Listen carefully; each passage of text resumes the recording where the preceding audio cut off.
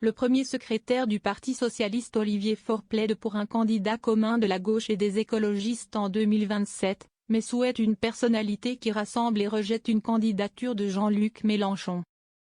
Le chef de file des Insoumis Jean-Luc Mélenchon a l'intention d'être candidat à la présidentielle en 2027. Mais il ne peut pas être le candidat de toute la gauche, a affirmé samedi 28 septembre dans une interview à Ouest France le premier secrétaire du PS, Olivier Faure.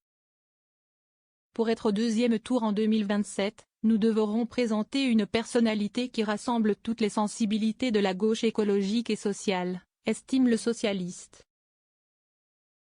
Et Jean-Luc Mélenchon a tout fait pour ne pas être ce candidat-là, ajoute ensuite le député de Seine-et-Marne. Pour un candidat commun à gauche avec les Verts.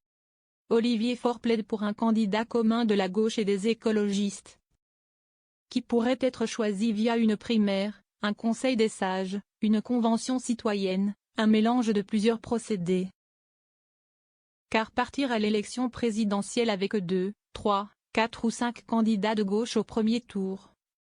Si est-il l'assurance d'avoir un deuxième tour qui opposera la droite à l'extrême droite, et si la gauche était absente du second tour en 2027?